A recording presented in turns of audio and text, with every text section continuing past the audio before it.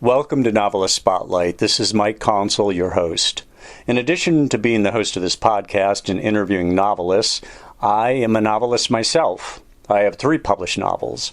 My latest is titled Lolita Firestone, a supernatural novel, and it is set in Sedona, Arizona and Cairo, Egypt. My previous novel is titled Family Recipes, a novel about Italian culture, Catholic guilt, and the culinary crime of the century. And my first novel is named Hardwood, a novel about college basketball and other games young men play. And that story deals with issues ranging from depression and racism to sex, religion, and university politics. All 3 novels are listed in the episode notes. I hope you will buy them, I hope you will read them, and I hope you will thoroughly enjoy them. Now, on with our program. In the spotlight is Josh Rutherford. He joins me from Austin, Texas. This is what Josh has to say about his writing. What he seeks to do is write compelling, visceral stories for action and adventure fans that enjoy sword and sorcery tales, exploring deep topics such as race, sacrifice, loyalty, family, and love. And he's got an interesting background that we'll explore as we go along here, but he's a screenwriter who has turned fiction storyteller. He's got a lot of novels out there. And Josh, welcome to the program for starters. Oh, thank you so much, Mike. It's a pleasure to be here. Good to have you. How many novels do you have out there as of now? As of right now, I'll pause just to make sure I'm getting this right. I have 4 novels under my own name and 1 short story, and then I've contributed to a few other books, anthologies, that is. Okay, gotcha. I noticed here that you're some of the material I'm looking at refers to the Christian Authors Network, and that you apparently are a member of that network.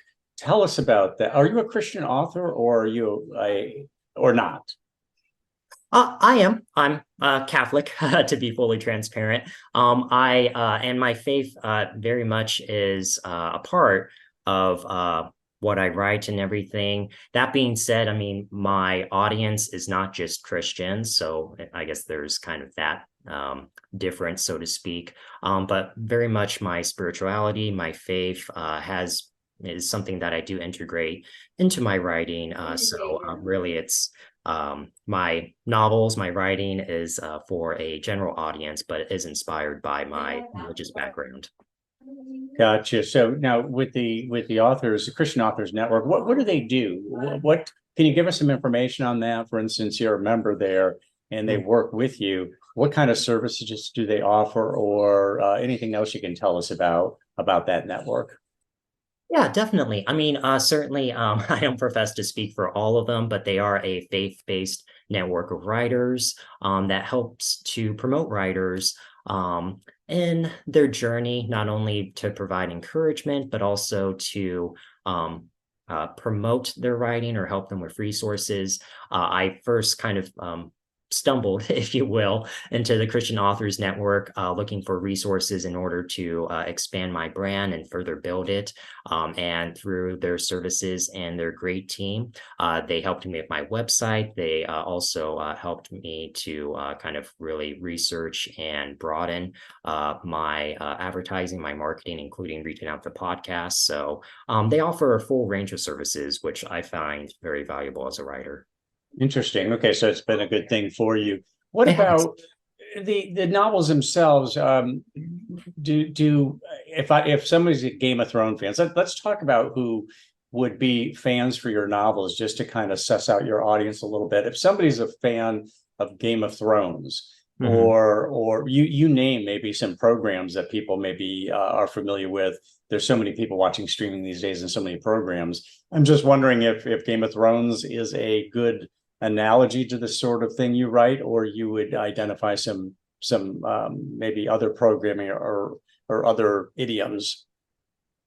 Yeah, definitely. Very much. Yeah, Game of Thrones has influenced my writing and my novels, including the current series that I'm working on, is medieval fantasy, high fantasy, if you will. So that is a good reference point for a lot of my writing. And yeah, I guess maybe some other points of reference, if you're a fan of, well, anything medieval. I try to integrate a lot of history into my writing, whether it be kind of direct references or indirect. With medieval fantasy, there's a lot of crossover, if you will. So I think another great influence and what I try to integrate into my writing, a little bit of um, a fan, though not. I won't profess to be an expert of the Bard of Shakespeare. So certainly anything like Macbeth, King Lear, especially my current franchise, the Fourpointe Chronicles, is inspired by the classics, if you will. So a lot of kind of I'd say great influences, ones that I've admired my entire life, have really made an impact on my writing. Now, you are a screenwriter turned novelist, as I said at the top. So, talk about wanting to be a screenwriter. That's one of the reasons I wanted to analogize in that way. That what kind of television programming would kind of be simpatico with your fiction writing. Talk about being a screenwriter. How old were you when you wanted to become a screenwriter, and what were you looking to write? Is it consistent with what you're writing right now in terms of novels?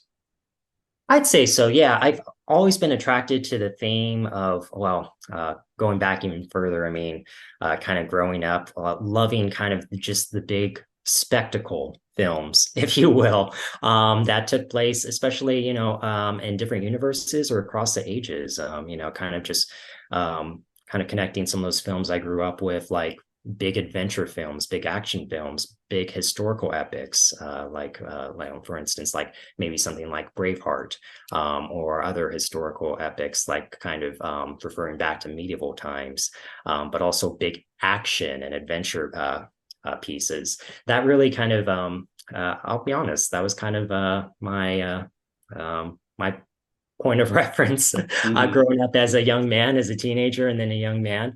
And when I went off to college, I studied film with an kind of I had an emphasis or wanted to become a screenwriter.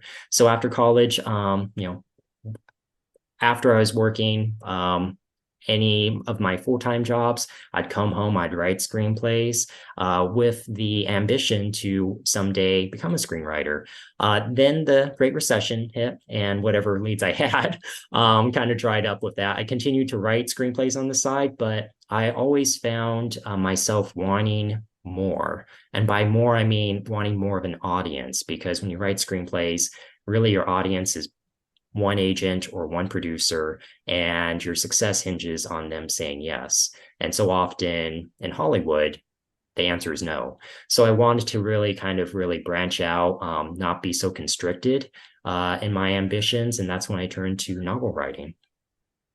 And I bet you've noticed that when you watch something like Netflix or Prime or any of the Apple TV, any of these streaming channels, and you see these series, an enormous number of them are based on novels.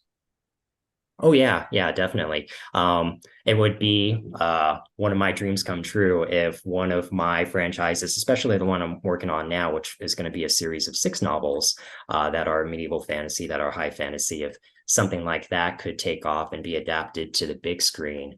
Some of the feedback I've gotten in my writing is that people can read what I write and visualize it as a series or as a film. And that is very much influenced by my previous experience as an aspiring screenwriter.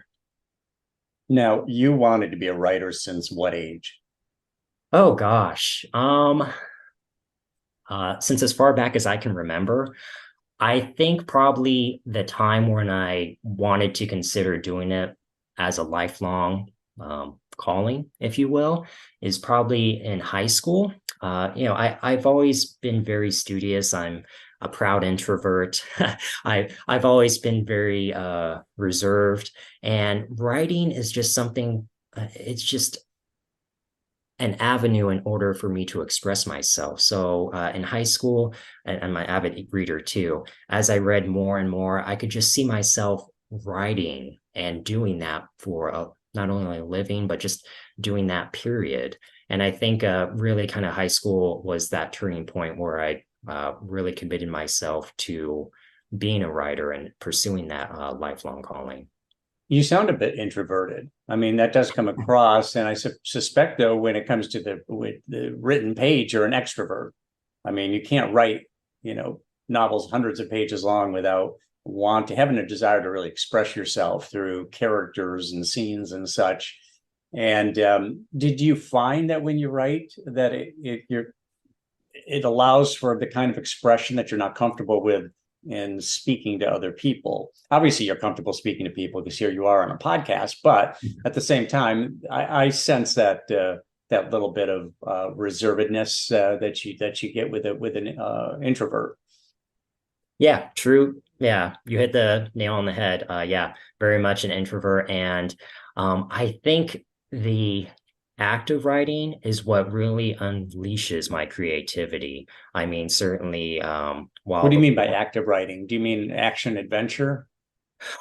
like the Oh, act of active writing. I'm sorry, act of I writing. misunderstood you. Yeah. Okay. Oh, no, Uh-huh. that's fine. And certainly, I think just going through the process, especially when I was younger, and I still do this to this day, like actually physically writing pen to paper. Well, of course, I write on my laptop as well too, but there's just something so engaging and cathartic at the same time of writing pen to paper, and then also with laptop writing as well, that really just kind of unleashes so much within me. Now, when I first started writing, unleashing that much of myself required some discipline because it was just kind of an entire brain dump, if you will, of thoughts and emotions and everything. And now, as I've matured as a writer, I'm finding myself taking even further time, maybe being not so prolific in my output, but being more intentional in what I have to say. So, yeah, definitely. So much comes out. I mean, I will readily admit I'm the type of writer that pours their soul into their writing, and that has continued throughout my entire journey as a writer. Now, you mentioned being more intentional as a writer. What is your intention? And, when you're being intentional, what's your intention? My intention is really to have that pull on the reader and really to engage them and like I'll admit, like kind of almost get them lost in the story. Yeah, as I said, I'm an avid reader, and those books that really have me turning the page after page after page, they're the ones that kind of really suck you in, if you will. And in my early writing, I did that sometimes, and then sometimes I didn't, or maybe I thought I did, and then I workshop it and then I miss the mark a little bit. So I think with more of my intentional writing, it's about those emotional peaks and valleys that pull the reader into the story and keep them engaged throughout. So I find myself really, I guess you could say, doing a lot of self-editing, doing a lot of reflection in my writing, maybe slowing down a little bit, but with the intention that by slowing down, I can create more meaningful, more impactful words on the page that engage the reader and create this sensibility of them actually being in the story. Mm-hmm. Mm-hmm. It's interesting that you had said you do a lot of the writing on paper, Mm-hmm. handwritten. I'm only going to ask you this because I know you're a young man. Do you write in cursive or do you print? Um, I would say when I was younger, I wrote in cursive. Now I print just because my handwriting has, ironically, gotten a little less legible. But I also do that as well too because uh, let's just say as I write, my mind tends to wander more on paper than it does on the laptop. There's like a physical essence, if you will, of putting pen to paper where I'm a little bit freer, so to speak. And then I find myself sometimes doodling or doing something else that's very manual, again, putting pen to paper. So yeah, I feel my pen to paper writing has like evolved, if you will, into something that's again very cathartic, but also supports the writing process in general. Interesting. So when you say your mind will tend to wander more when you're handwriting, Mhm. that mind wandering is a positive because it wanders to places that you actually use in the writing. Is that the case? Yeah, it does. I think it kind of gets the creative juices flowing, and it just really kind of stimulates areas of my mind that I can then focus on, consider, and then refocus when I actually put words to my laptop with the intention of refining that, and then again with the intention of then publishing it. So yeah, it's a very, you could say, roundabout process, but also a process that I continue to tinker with in order to better myself as a writer and to kind of mature and grow. And I totally get the cursive getting really sloppy. When I do write something by hand using cursive, I know what I'm writing, but my wife will look at it and say, can you read that? It's like, yeah, I can't. I know you can't, but I can. Yeah, it's amazing how little we use cursive these days, and it gets, for me anyways, it gets sloppier as I go along. So I get it. Now, you grew up in a multi-generational, multiracial environment, according to your bio. Talk a little bit about that, and I ask about that because I suspect it has a role in what you end up writing. Yeah, yeah, absolutely. It definitely has made its way into my writing, sometimes very subconsciously. And as I've reflect on my writing, I notice themes that have made its way in there across my works. Yeah, I am multiracial. I'm part Caucasian, but also Filipino and Mexican. And then multiple generations have influenced me. Having a very close relationship with my grandmother, and then also my parents were a great influence on me, but also growing up around my little cousins and everything. So certainly having so many diverse and so many varied influences in my life are elements that made their way into my writing. For instance, in my current franchise, my fantasy franchise, the Fourpointe Chronicles, starting at the first book, Kinghood, it's about four brothers, identical quadruplets, who grow up in this kingdom, but they play the role of one prince. So they leave this secret life of pretending to be one prince, later one king, and no one knows that it's actually four brothers playing this part behind the scenes. I did that very intentionally to illustrate the code switching that a lot of minorities go through, including myself. And I've had a lot of experience doing that growing up, and then becoming a young man and finding that tendency repeating itself within my life.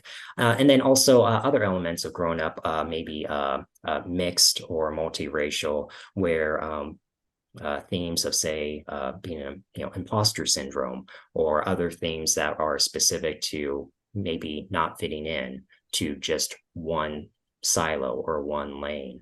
A lot of that comes out within my writing, including my current series. So yeah, I tend to notice that more and more in my writing, and I very much embrace that and integrate that into my writing because I think those are themes that my readers, that audiences in general, can relate to. Now, you live in Austin, Texas now. Is that where you grew up, Josh? No, actually, I'm originally from San Diego. That's where I grew up. Oh, Yeah, so having lived most of my life there, and then before the pandemic, I was fortunate enough to get a job here in Austin, and I've been here for about oh gosh, 5 years now. do you mind saying what you do for a living besides the writing? Yeah, yeah, definitely. I work in human resources. I've been doing that in the tech and gaming industries here in Austin. I gotcha. Okay, so now you talked a little bit about your writing process, but let's go a little deeper on that. When you're writing a novel, do you outline it start to finish, and that's your starting point before you actually start fleshing it out? Or do you start writing to see, almost to validate that you're onto a good idea and that it's got some juice that you're going to be able to work with? Honestly, I've done a little bit of both, where I'd say now I do more of the outlining process. When I started, I would just kind of get my thoughts out there, especially as I moved from screenwriting to novel writing, because with screenwriting, the formatting is so rigid.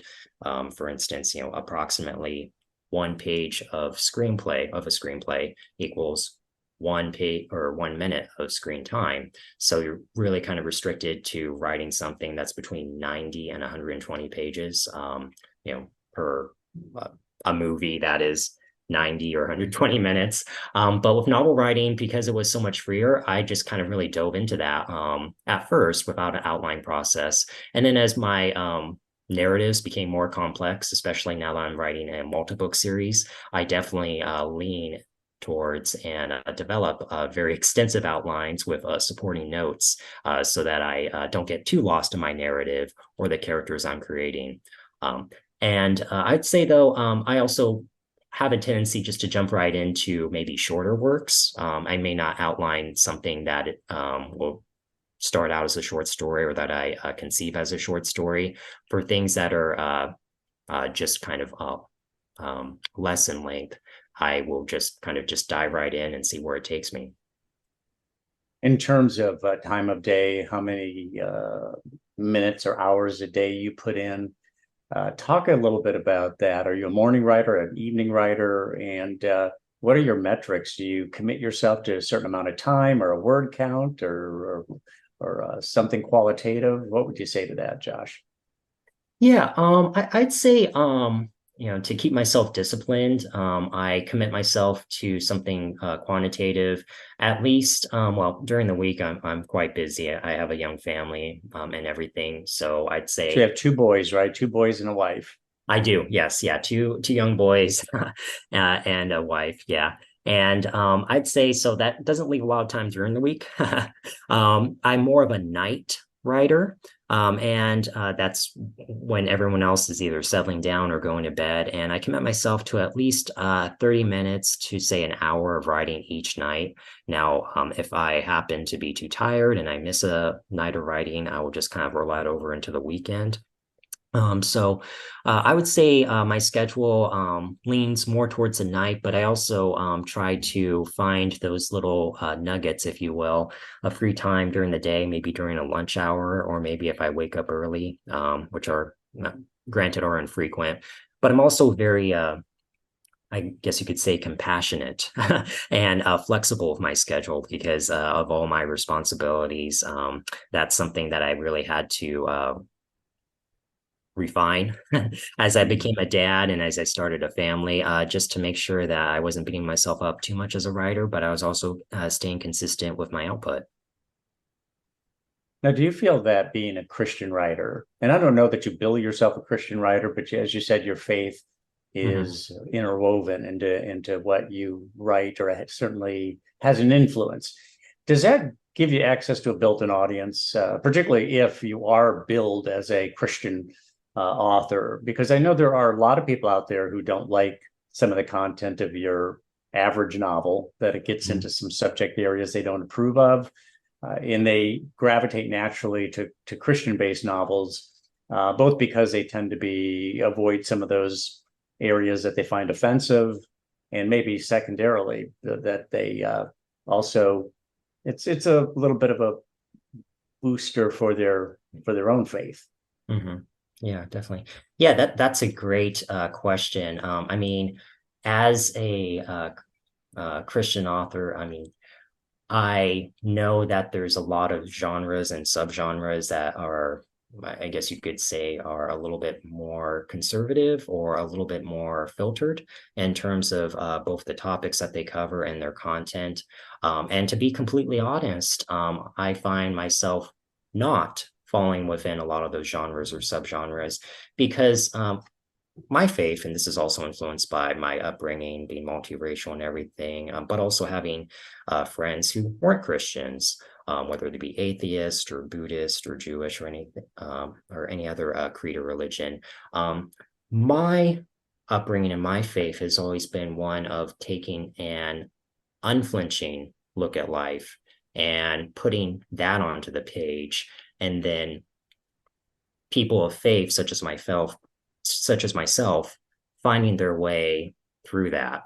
I'm not afraid, and I realize this may seem counterintuitive, I'm not afraid to delve into topics or content that touches upon sex or violence or anything, because I, as a Christian, that's part of my everyday life. And by everyday life, I mean, like, I read about it, or I may, not to say I'm violent. Not committing acts of violence, not committing to that, but I feel that kind of censoring myself from that, I watch a lot of movies, I read a lot, censoring myself from content which touches upon those subjects, really doesn't do me any service, if you will. And I oftentimes am a little bit more willing than, say, maybe other Christian authors to touch upon those subjects, maybe not to like dwell on them throughout my entire, but certainly I don't want my fiction or anything that I write to avoid such topics. That is part of my everyday experience that I try to craft within my stories, because that's what everyday people deal with. And I, as a Christian, may view it one way, but I may also take it from another perspective because of what other people may experience. So I guess you could say I don't censor myself, and maybe as a Christian author, some would say that I should, but I just kind of really try to delve into the human psyche and all the darkness and goodness that goes within that. And me, myself as a Christian, has had to try to navigate and find their faith through all of that. And I do that because I feel that looking at both the good and the bad is part of what makes us Christian, what makes us human. So yeah, I mean, take that for what you will. Right, right. I also noticed you're a former Toastmaster. I was with the organization for I don't know, about a year or so. Why did you go to Toastmasters? You mentioned that you're an introvert. I think introverts tend to probably be a little less amenable to a live audience. So perhaps you were in Toastmasters just to kind of get used to the idea of standing in front of people and speaking to them. Did you have some goal in mind other than improving your public speaking skills? Or for instance, maybe the assumption that at some point I'm going to be on book tours, or maybe you have already done some book tours and obviously have to deal with live audiences. So what motivated Toastmasters? Or maybe it has to do with your human resources function. Yeah, that's a great question. When I first joined Toastmasters, it was the intention of increasing my professionalism and being more comfortable within a corporate audience, if you will, or more professional audience. At the time that I joined Toastmasters, my career, not just my writing, but but also my day job, was kind of in a rut, and I felt really stuck. And I knew that I still had a lot of apprehension about public speaking, which I concluded I could only get over through practice. So I joined Toastmasters. I visited a few Toastmaster clubs and finally found one that was a good fit for me. And honestly, I was petrified my first couple of speeches. I attended a lot of meetings before I actually got up and spoke before an audience. But as I spoke, I found that my voice organically just came out a little bit more of each speech. So I really committed to the practice, to that methodology. And one of the benefits that I found through Toastmasters, in addition to being more confident when speaking before my colleagues at work, is that I found that it had an impact on my writing, because with Toastmasters, you are speaking before an audience. There's also opportunities to speak in interactive, conversational dialogue. So I found that was actually, and that has made an impact and improvement on my dialogue as I was writing, both in screenwriting and then since I've transitioned into novel writing. And that's a benefit that I embrace, that I value to this day as part of my Toastmasters journey. And, certainly was while not intentional at the time, is something that I continue to treasure as part of my Toastmasters experience. Now, I know you're an advocate of personal development. Obviously, something like Toastmasters is an element to that. What are some of the other components of or pursuits that you have in terms of personal development?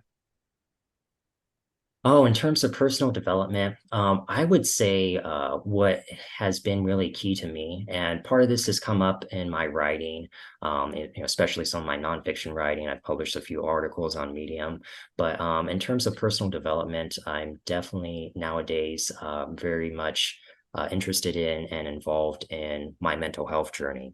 And, as I mentioned, I grew up multiracial, multigenerational. There were some things within my life that either I avoided or that were normalized as part of just growing up and within my family dynamics and where I lived and everything. And that I'm now starting to explore as part of my mental health journey. And, even something as benign as being an introvert, I'm really starting to understand why that came about, how my temperament that maybe I was born with, but my experience growing up led to my personality. So, really kind of delving into the mental health aspect of my personal development, which maybe to no one's surprise, has also influenced my writing as well, both on the nonfiction side for obvious reasons of telling my story and what I've been through, but also on the fiction side. I feel that's also really coming out more in my writing as my characters grow and develop, including during this current series I'm working on, where I'm dealing with young brothers, young men who are becoming, who are maturing into adults. So I find a lot of myself in the characters that I develop. Now, you mentioned mental health, what you've been through. This is a personal area, so if you want to skip on this, that's just fine.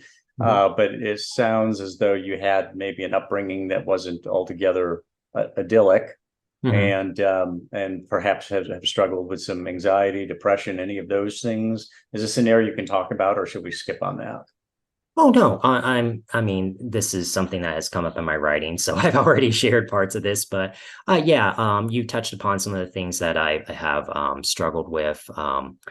Certainly, I've been through periods of depression, anxiety. Some of that's stemming from having family members who had addictions, and then kind of that dysfunction being, as I mentioned, kind of normalized in my upbringing.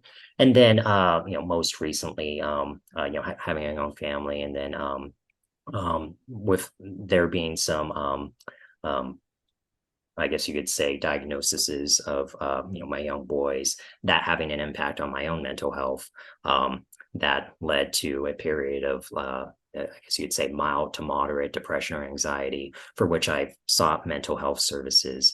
And that in and of itself was kind of very difficult for me, because mental health was not something that was really talked about, let alone encouraged, while I was growing up. I think the needle has moved, thankfully, in more recent years, which led to me being more comfortable seeking out those resources and doing a lot of introspective work, and really kind of trying to work some of the issues, and making sure that I do so in a healthy way, so I can better understand how to improve myself without how should you say this, tearing myself up in the process, which it was kind of a tendency of mine to like either overwork or to bury things in the guise of improving myself. But now I am going forward in my life, and especially in the mental health landscape, with what I feel are better tools, a better mental health toolbox, if you will,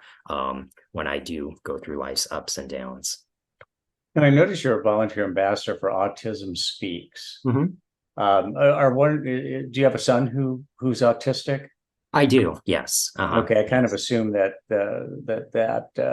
might be the connection point there. Um, Talk about that a little bit about the organization, your son, to whatever degree you can that you're comfortable with. What that organization is doing for you, and maybe how you're dealing with the issue with your son. Yeah, definitely. I mean, I'm definitely on the Autism Speaks, a voluntary ambassador. So not an employee or let's say a spokesperson, if you will, for them. But I became involved for that organization to be a voluntary advocate, to work with my local congressional office, and to be a constituent, if you will, to encourage the supporting of, say, resources or funding that could help people such as my autistic son.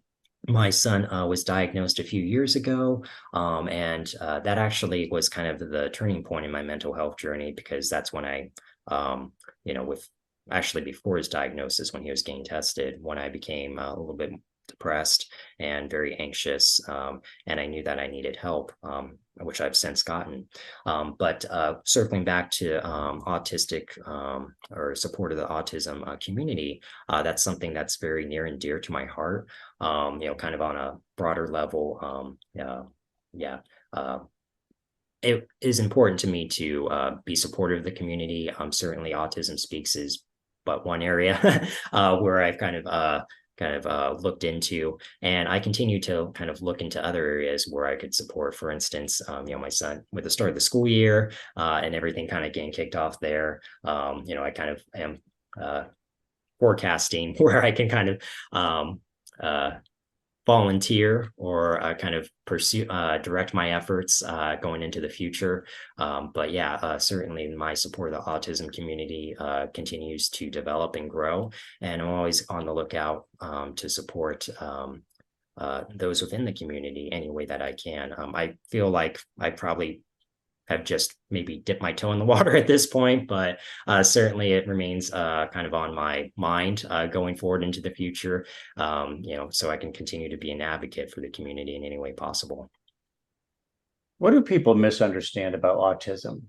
Is there an answer to that question? Is there something people misunderstand about autistic people, or something maybe you can say to that?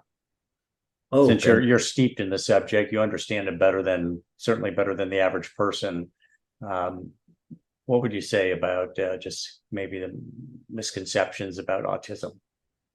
Oh gosh. I know there are many, and although I'm the father of an autistic individual, of an individual with autism, I can't profess to speak for the community altogether. But I will say that certainly there are a lot of misconceptions, either with what causes autism, how autistic individuals deal with emotions, how they may be masking themselves at time.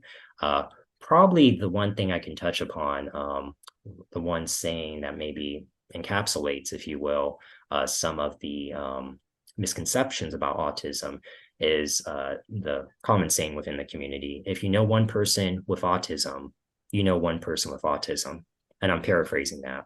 But Mhm. what it refers to is that individuals with autism are so unique. It's such a wide spectrum that it is very difficult, and I would probably even say impossible, to kind of put them within one category. It's a very broad label, very general label, and it really is not the kind of label that you can tie any limitations to, because autistic individuals have so many I guess you could say, abilities and gifts, just like the rest of us.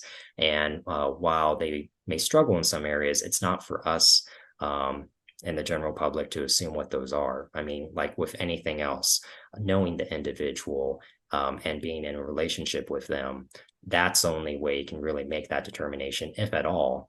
But yeah, certainly each individual with autism is so unique, again, just like the rest of us, that kind of Mhm. assumptions and kind of like any stereotypes, I would suggest or advocate should be avoided, and to a degree. I mean, in general, but certainly. yeah, that's kind of like one takeaway, and certainly one of the things that I consider as I become involved with the autistic community, and something that I'm continually learning and relearning how to kind of better support the community, and also be more sensitive to their needs and anything else that they may need. Mm-hmm. Getting back more directly to the writing process, you have spoken about the power of authenticity in dialogue. What is that? When dialogue is authentic, I mean, there are people who say, write it like people talk. But you might be hinting at something deeper than that. What do you consider to be authenticity in dialogue, and why is it powerful? Yeah, that refers to a Medium article that I wrote. And, I wrote that because there is such a richness to dialogue that, I started as a screenwriter, as I said, and, there are, well, let's say a plentitude of examples on what to write, what not to write, and everything. But I think the authenticity gets maybe a little lost in there. And let me delve a little bit further into that.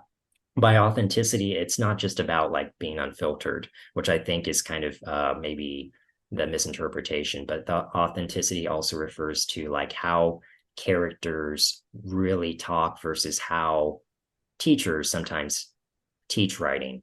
For instance, in screenwriting, what I learned is like, in order for characters to stand out, and you find this in a lot of comedy tropes, the characters have to be complete opposites.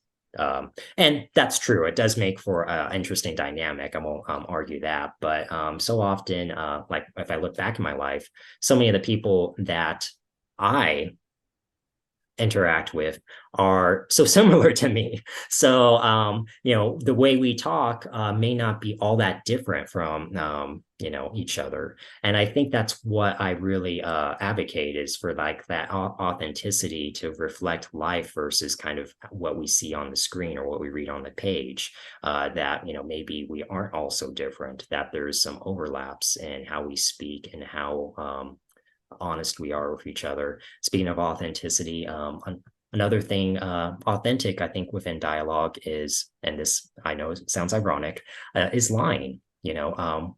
People are dishonest. We lie all the time. And we don't lie for necessarily nefarious reasons, but we may lie because we're afraid, because we're scared. So kind of really considering what prompts dialogue, and what actually comes out of a person's mouth versus what maybe they want to say, is, I think, part of the authenticity that I always advocate for in my writing and other people's writing. Gotcha. Interesting. Okay. What are you working on now, Josh? Right now, I'm working on the third book in my 6-book series, the Fourpointe Chronicles. That third book is titled Everhall, and it follows, it's the third installment in the journey of the four brothers that I mentioned. They are now, by this point in the narrative, kings, or they represent one king, and they are embroiled in a continent-wide war. So, of course, with that comes all the stresses and all kind of the engagements that they have with their enemies, with their so-called allies, and with each other. So that's something that I'm very excited to continue working on, and to really kind of develop that storyline further. So 6 books. Okay, it's going to be a series of 6. Mm-hmm. And Right. have you plotted all of them out at this point? This is number 3 or number 4, you said? This is number 3. Number 3. So when you're talking 6, obviously you have to be able to look far enough out and realize that, okay, I do have enough material to cover 6 books. Kind of talk about that a little bit. How much planning is involved in that determination, or have you plotted out all 6 of them, just at least generally, or did you decide 6 books sounds like a good series, kind of like Harry Potter? I think Harry Potter was a 6-book series. I think that's becoming more popular to rather than a trilogy, thinking in terms of something more extensive than that. What about that? Yeah, well, when I considered this series, it was the first time I considered writing a something that was not standalone. And it was an ambitious endeavor, and it is an ambitious endeavor, continues to be. I didn't have 6 books in mind. I actually had more of a trilogy in mind, but as I outlined it, and I have a general outline, which I continue to refine, especially with books 3 through 6, since the first 2 books are written. But yeah, I do have a general outline, which as I considered it for 3 books, I just realized that there was just so much more of a story there, and I didn't want to condense or simply rush through other parts of it. So when I kind of mapped out what what I wanted to cover, 3 books turned into 4 books turned into 5 books turned into 6. I'm pretty sure it will stop there. At some point, I do have to cap myself. But yeah, that has stayed consistent. That target, if you will, has stayed consistent. So yeah, just something that very much kind of took on a life of its own. And right now, as the writer, I'm simply doing the service of portraying my characters to the best of my abilities. I feel like they now have a life of their own since they're in book 3, and we'll continue on to book 6. So I'm just kind of the medium, if you will. Yes, exactly. That's what we all hope for, is just yeah, channeling something higher onto the page, being a kind of that vessel or channel. So let me ask you, you have a representative or an assistant named Jane, and at the Christian Authors Network. I went to look her up, and it almost looked like she's an electronic assistant. Are you using an electronic assistant, or is that a real human being? Oh, yeah, she's a real human being. Yeah. Okay. Through Because the actually, Christian. when they have these and nowadays with technology and such, um, the things can actually get done through automation. And yeah, when I looked Jane up, it looked as though perhaps she was an electronic assistant rather than a human being. Okay, so you've settled that one. I'm not sure why. Just the portrayal looked kind of like an electronic assistant. So, but she works with the Christian Authors Network, which you're involved with. And how did you end up getting connected with the Christian Authors Network? Did they reach out to you, or did somebody mention the organization to you and you reached out to them and said, tell me what you guys do? And, I just might want to be a member. Yeah, well, kind of in my journey, being a self-published author, I have to wear many hats, including doing my own promotion and marketing. So I'm part of a number of Facebook and other social media groups, of which the Christian Authors Network is one of them.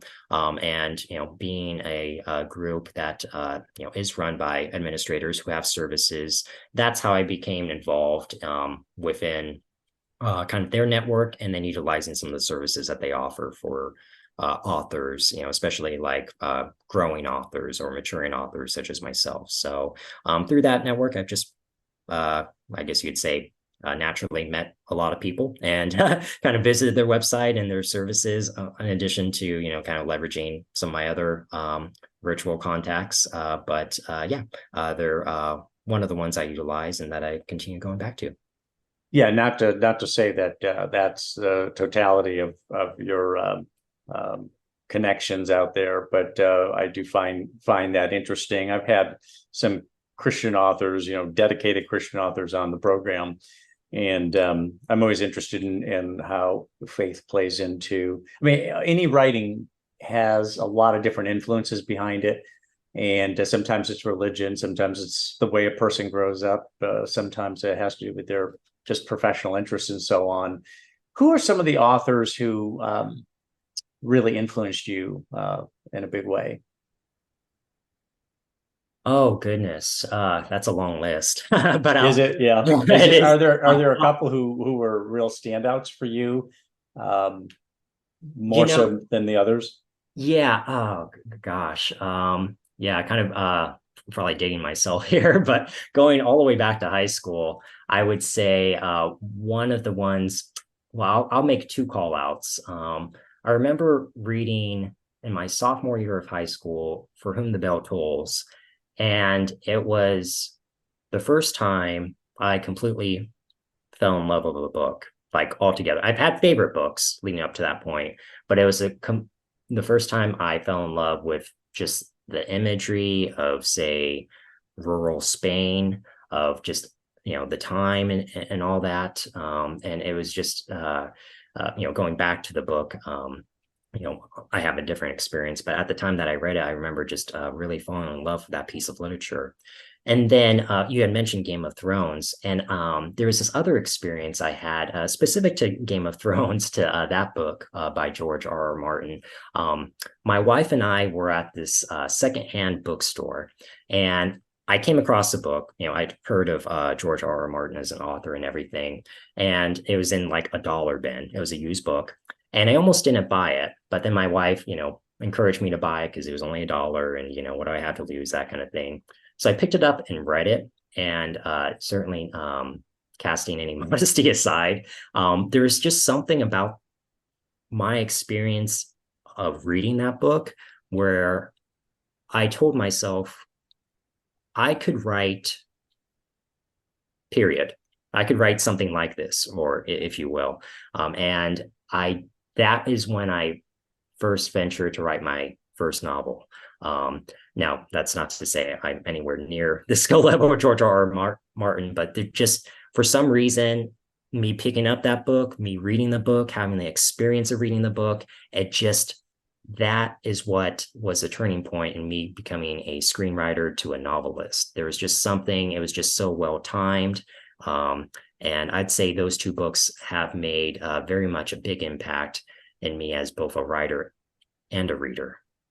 I had the same experience, Josh, where I read The World According to Garp by John Irving, and it was when I was reading that. As great a book as it is, as great an author as he is, and I'm certainly not comparing myself, just as you said, but it was the novel that I read that I thought, I can do this. This is really good. Maybe I can't do it at this level, but this is something. It just opened a door. It really opened the door to possibilities, where previously I'd read books and just think, well, I'm not capable of that. I'm not at that level. But there was just something about The World According to Garp that was so down to earth, but at the same time very creative. And I don't know if you've ever read that book, but it's a terrific novel. It's not really part of your lane, but neither is For Whom the Bell Tolls. That seems like a book that it's not an action adventure, so to speak. Certainly not medieval and so on, but at the same time, it just goes to show that we can be influenced in a multitude of ways, or a multitude of whether it's literature, a particular genre that might not be our own, but yet influential. So I get it completely on the reading Game of Thrones and then realizing I can do it. So no braggadocio there. Yeah, definitely. Well, Josh, I really appreciate you taking the time and coming on the program, and I wish you best of luck with all of your future endeavors. Oh, thank you so much, Mike. Yeah, it was a pleasure speaking with you. That was a lot of fun.